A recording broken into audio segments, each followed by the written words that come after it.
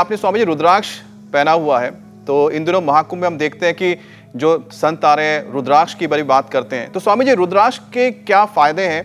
और क्योंकि मैं भी रुद्राक्ष पहन, तो मैं तो खास जब कामाख्या मंदिर गया था दर्शन के लिए, तो मैंने वहां से वो नेचुरल रुद्राक्ष ही लेकर आया था देख के। स्वामी जी कहते हैं कि रुद्राक्ष पहनने का एक खास नियम धर्म भी होता है। हाँ। जब इतनी सारी बात हो रही है, वो भी शरीर को क्या फायदा मिलता है जब शरीर के साथ ये मतलब लगा रहा है रुद्राक्ष? चलो देखो मीनाक्षी जी, अब ज्यादा गंभीरता में चले जाएंगे तो समाधि लग जाएगी, फिर आप कहोगे कि नागा साधु होना पड़ता है, तो मामला थोड़ा दूर आगे तक चला जाएगा। कोई भी रुद्राक्ष पहन सकता है। भगवान शिव की ऐसी उपासना है, सब भगवान के शिव में गणों में भूत प्रेत सब राक्षस देव असुर सब आते हैं, तो सबको रुद्राक्ष पहनने का अधिकार है। और ये सब कुछ लोगों ने ना ऐसी कुछ बातें फैला रखी है, सबको रुद्राक्ष पहनने का अधिकार है। हिंदू मुसलमान सिख ईसाई बच्चे बूढ़े स्त्री पुरुष कोई इसमें भेदभाव नहीं। हमारी संस्कृति में एकत्व अनुपश्यते यस्तु सर्वाणि भूतानि आत्मभूत विजानत तत्र को बोह कह शोकः एकत्व अनुपश्यत। तो खैर इसका विधि विधान ये है कि आप रुद्राक्ष की माला पहले। और देखो एक बात है, देखो धर्म के सत्य के ईमान के रास्ते पर चलें, बेईमानी के रास्ते पर ना चलें, और अपने आहार विचार में शुचिता रखें तो अच्छा है। फिर इसको पहन करके यदि ओम त्र्यंबकम यजामहे सुगंधिम पुष्टिवर्धनम का जप करते हैं, हाथों में ऐसे भी पहन सकते हैं, ऐसे गले में पहन सकते हैं। अब वो कुछ तो अब देखो मैं सुबह सुबह टिप्पणी हो जाएगी, ये जो कुछ एक एक मणमाला पहन के घूम रहे हैं ना, वो फिर प्रदर्शन की श्रेणी में आता है।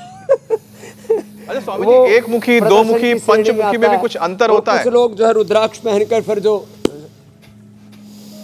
हाँ सुल्फा लगाते हैं, वो फिर जो है वो परंपरा ठीक नहीं है। एक मुखी भी उसमें कहते हैं कुछ ज़्यादा एनर्जी होती है एक मुखी के अंदर, फिर इसमें पंचमुखी भी होता है, सप्तमुखी भी होता है। तो इसके जितने ये जो है ना, ये इसके मुख कहलाते हैं। ये रुद्र कहते हैं भगवान शिव को, भगवान कि शिव के आँख का आशीर्वाद, रुद्र की आँख है। अब कुछ कहते हैं भगवान शिव के जहाँ आँखों से अश्रुपात हुए उससे रुद्राक्ष का पेड़ पैदा हुआ, उससे रुद्राक्ष हुआ। मैं तो कहता हूँ इसका देखो ये समझ में नहीं आता आदमी के, या भगवान तो अपने संकल्प से सृष्टि पैदा करता है, उसके लिए आंसू बहाने की जरूरत नहीं है। तो भगवान के तो संकल्प से सब पैदा हो जाता है। रुद्राक्ष कहता है रुद्र की आँख, जो रुद्राक्ष पहनता है वो भगवान की आंखों के सामने रहता है, उसके ऊपर भगवान की नजरें इनायत रहती है। अगर हो सके ये इनायत करो हे दाता हमारी हिफाजत करो, अगर हो सके ये इनायत करो। तो भगवान की नजरों में रहना है। सन्मुख हो ये जीव मोहि जब ही, जन्म कोटि अघनाश ही तब ही। तो राम कृपा शिव कृपा श्याम कृपा न सही सब रोगा, जो यही भांति बनई संजोगा।